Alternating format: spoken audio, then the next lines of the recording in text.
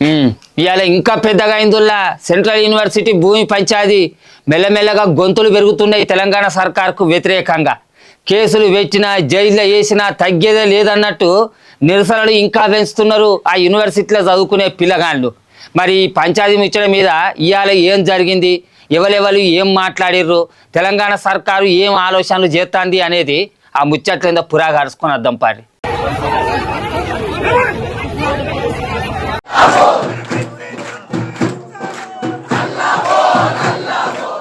నిరసనలు ఆపేదేలే అని యూనివర్సిటీ పిల్లగాళ్ళు, అరెస్టులు ఆపేదేలే అని పోలీసు వాళ్ళు, చెట్లను కొట్టుడు ఆపేదేలే అని సర్కారోళ్ళు, వచ్చిన పనిని నడిమిట్ల ఇడిచేదేలే అని జేసీబోళ్ళు.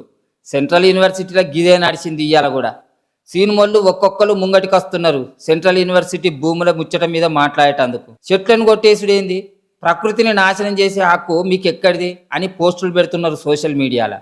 నిన్న కేటీఆర్ అన్నను స్టూడెంట్లు కలిసిర్రు కాబట్టి ఇవాళ సెంట్రల్ యూనివర్సిటీకి పోతాడు కావచ్చు అని కేటీఆర్ అన్న ఇంటి ముంగట పోలీసులను పెట్టింది సర్కారు, బయటకత్తే లోపలికి తీసుకుపోదామని. కానీ ఈ ముచ్చట మీద పోరాటం పక్క చేసుడే అని అంటున్నాడు కేటీఆర్ అన్న. హెచ్సిఈలో అందుకే మేము పోవడం లేదు. మేము అక్కడ అడిగేందుకు పెట్టలేదంటే ఇట్లా పనికిమాలిన మాటలు మాట్లాడతారు, ఆ పిల్లల ఉద్యమాన్ని దాని పవిత్రతను దెబ్బతీసే ప్రయత్నం చేస్తాడు ఈ ముఖ్యమంత్రి. ఆయన చిల్లర వ్యాఖ్యలతో ఆ పిల్లలు కొట్లాడుతున్న దానికి అపవిత్రతను ఆపాదించి ఇదేదో రాజకీయ దురుద్దేశాలతో జరుగుతున్న పోరాటం అని చెప్పి ఆ పిల్లల ఉద్యమాన్ని కూడా మలినం చేసే మూర్ఖుడు ఈ ముఖ్యమంత్రి. అందుకే మేము కొద్దిగా దూరంగానే ఉన్నాం. మాకు కూడా ఫోన్లు వస్తూ ఉన్నాయి, అన్న మీరు రండి, మీరు ట్విట్టర్లో పెడితే కాదు మీరు కూడా రండి అంటున్నారు. కానీ మేము అక్కడ పోగానే ముఖ్యమంత్రి ఏమంటాడు, ఇగో బీఆర్ఎస్ వాళ్ళు చేయిస్తున్నారు, ఇదంతా మాకు తెలుసు ముదే, ఇదంతా వీళ్ళే అని ఇష్టం వచ్చినట్టు పిచ్చివాగుడంతా వాగుతాడు. అందుకే మేము సరైన వేదికల్లో ఈ అంశాన్ని ఎత్తుతాం. అటు పార్లమెంట్లో లేవనెత్తుతాం, అవసరమైతే ఇటు కోర్టులో కూడా మేము కూడా పోతాం, కోర్టుకి కూడా. ఏ రకంగా ప్రభుత్వం ఇష్టం వచ్చినట్టు పోతుంది, ఎన్వైరన్మెంటల్ ఇంపాక్ట్ అసెస్మెంట్ లేకుండా ఎందుకు చేస్తున్నది ఈ కార్యక్రమాలు అని అడుగుతాం.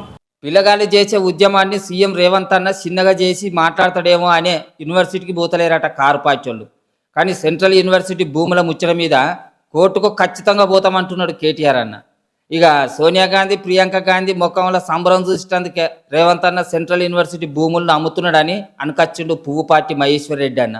నిజంగా రియల్ ఎస్టేట్ దందా చేసేటువంటి మీ ప్రియాంక గాంధీ హస్బెండ్ రాబర్ట్ వడ్రా, ఆ రాబర్ట్ రియల్ ఎస్టేట్ దందా చేస్తాడంట కదా, మరి ఆయన మెప్పు కోసం ఆయన కోసం అమ్ముతున్నావా, లేకుంటే ఎవరి కోసం అమ్ముతున్నావు?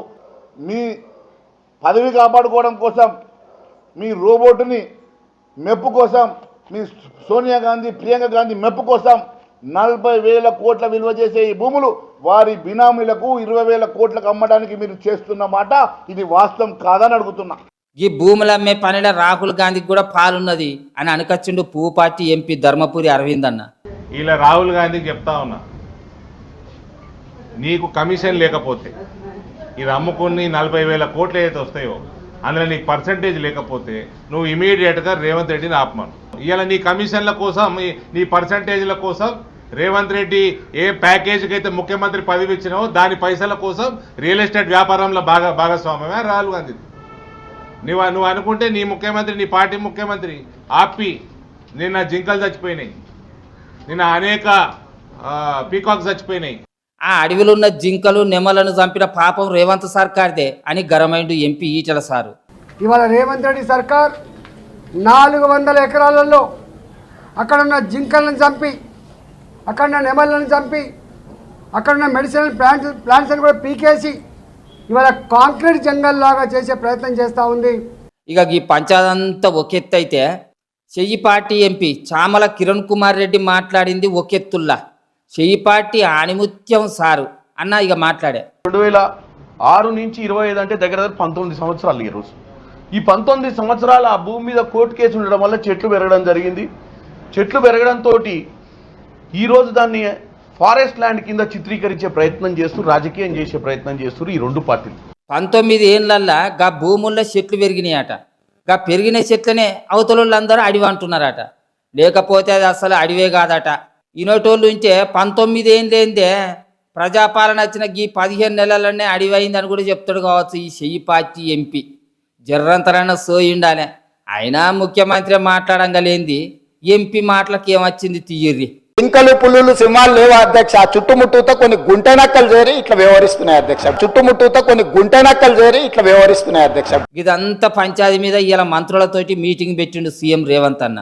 అందరిని ఎట్లా బుదరకియాలి, పంచాయతీ పెద్దగా కాకుండా ఎట్లా చేయాలి, ఏ లొల్లి లేకుండా భూముల్ని ఎట్లా అమ్మాలి అని అన్ని మాట్లాడుకున్నారట. ప్రజా సంఘాలను అందరినీ పిలుచుకొని అన్ని వివరంగా చెప్పే ఆలోచనలు చేసిరట ఈ మీటింగ్లో. ఇక ఈ పంచాయతీలన్నీ కాదు, ఈ 400 ఎకరాల భూమిని జాతీయ ఉద్యానవనంగా ప్రకటించాలి అని హైకోర్టులో పిటిషన్ వేసిర్రు వటా ఫౌండేషన్ అనే స్వచ్ఛంద సంఘపోళ్ళు. మరి ఇక చూడాలి, సెంట్రల్ సర్కార్ ఎట్లయినా పట్టించుకుంటలేదు ఈ ముచ్చట్ను. మరి కోర్టన్న సర్కారులకు సురుకులు సొట్లు పెట్టి 4 జోపి చెట్లను కొట్టేసి జీవరాశుల ఉసురు దిశకి కార్యాన్ని ఆపుద్దో లేదో అని ఎదురు చూస్తున్నారు. ప్రజాపాలన అని చెప్పుకుంటున్న చెయ్యి పార్టీల పనితీరును చూస్తున్న పబ్లిక్.